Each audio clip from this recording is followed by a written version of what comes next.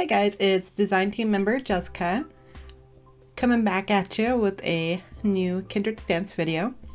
So to get started, I am using the Witch Sisters stamp set, and this one is it's basically a Halloween stamp set, but I'm going to make this a Valentine's card, which I thought would be a lot of fun since it is February. So it just shows you a different way that you can use your stamps for all occasions. And because I am watercoloring, I'm going to use VersaFine Onyx Black ink, some clear embossing powder that I'll sprinkle over the top of that and melt it, so I have like little wells for my watercolors to sit in. Just makes it a little bit easier, I think.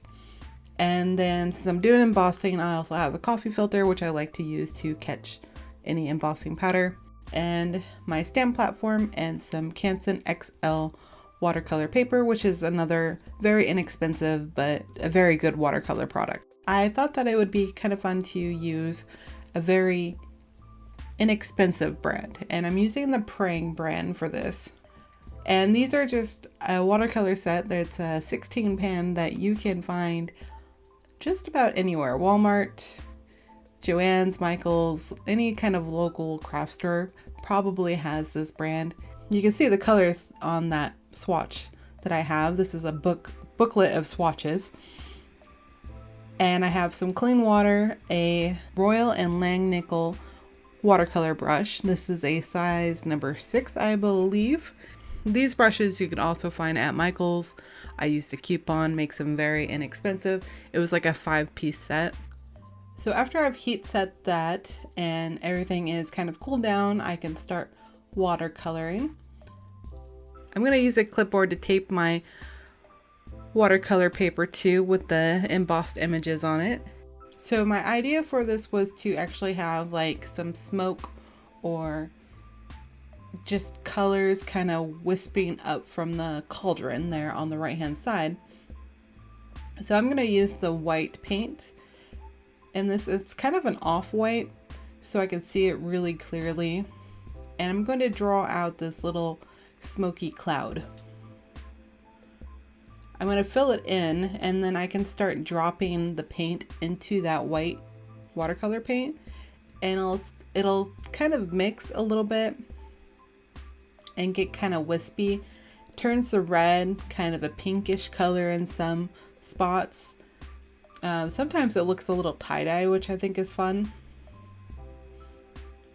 I'm also going to use some of the purples. There is one purple that is more of a blue on camera, but it is actually a purple. It just has a bit of a blue tone, and my camera picks up that blue tint really well. So, but it is more purple in the pictures, I think. So as you can see, these paints are really pigmented, and even though they are inexpensive, they really do mix well together. One thing about them though is because they are inexpensive, they do have like a little lesser quality of the binders in it. And I did notice that since I had used a lot of that white watercolor and then mixed in a bunch of other colors, it does dry just a little bit shiny. It has a bit of a shine tinge around the outer edges, which I'm okay with. It doesn't really affect anything, and it's really only on the magic cloud thing above the cauldron. When I watercolor the rest of this scene, it doesn't really show any of that shiny buildup. So for the cat, I just kept him as a basic black cat, and then I did dab off a little bit of that paint with my rag there. I have this rag that I've used for watercolors and just basically everything else. It's kind of multicolored. And then I'm going to go in with the just straight yellow for her hair, and then kind of tint that down so it's not so vibrant with the brown in this color palette.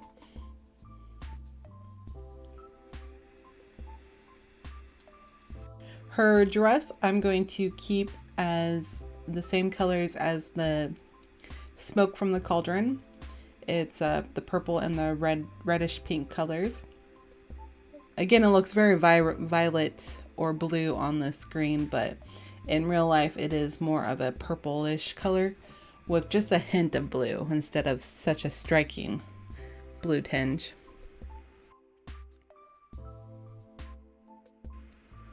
And then for her skin tone, I actually just mixed in a couple colors. I used the white and I used just a bit of the brown and a tiny bit of yellow. And I think I got a little bit of the red mixed in there too, just from on the mat. So it turned out a little pinker than I thought it was going to, but it did turn out to be a pretty good skin color. And that's just something that you can play with. You can darken it, deepen it, anything you want, make her white as a ghost. But all you have to do is mix in some of those colors and just play around. I like to have a color wheel beside me. Not only do I have the swatch booklet by me when I'm doing any kind of coloring, that way I can see exactly what the colors are supposed to look like. Because when you look at them in the pan, they don't look the same as they do on the paper once they are wet. So that just kind of helps me out. I do have this little color wheel. I can't find it. I searched for it, but it's gone missing.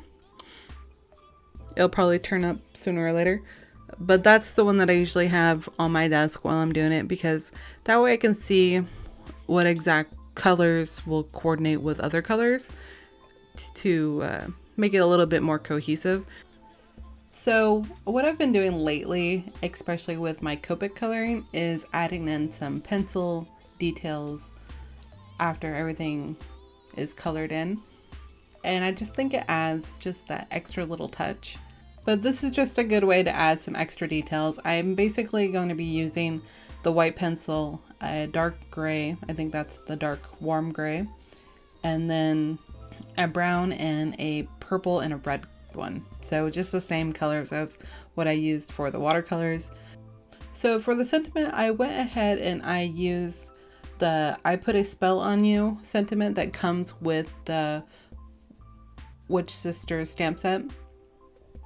But I wanted to add in love in there too. So it would say, I put a love spell on you, which I thought was perfect for the Valentine's season. So what I did was I used the love word from Love Bites. And this is it's one of the sentiments in Love Bites that actually says Love Bites. And it has a really pretty scripty kind of font. And I thought that just mixed well with the pretty basic font of the I Put a Spell on You from the Witch's Sisters. So you can always combine any sentiments that you have. I did cut the Love Bites one in half just because that one's really easy and I can put it together.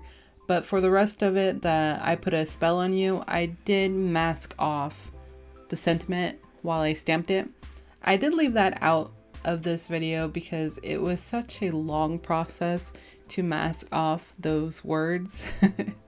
So this video would have been like 20 minutes long, and I don't know if you guys really want a 20-minute long video. So while I was doing all that, I was trying to think of what I was going to do with the background. I really had no idea. So I thought I would just draw a basic outdoor scene. And I started off with using some of the green watercolor paints to color in the ground area, and then I used the blue watercolor and I watered that down a lot because it's a very striking kind of blue.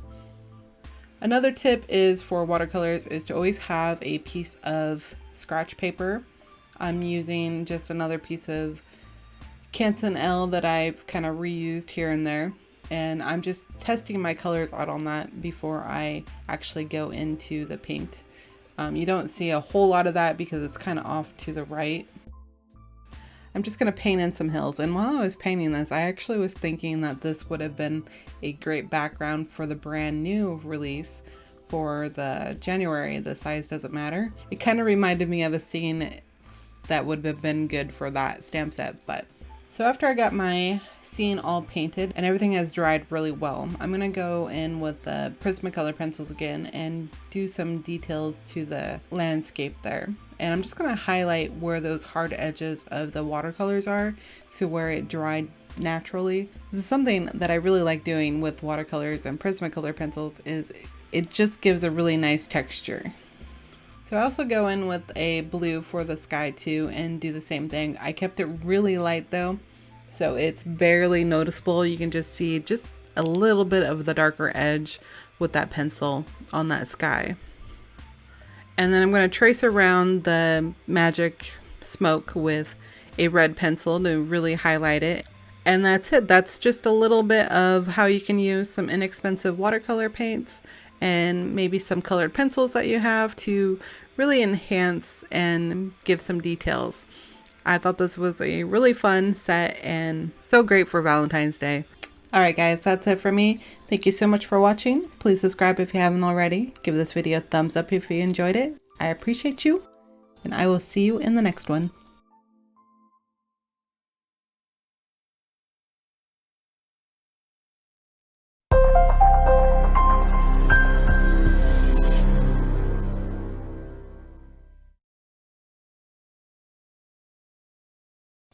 Meh, meh.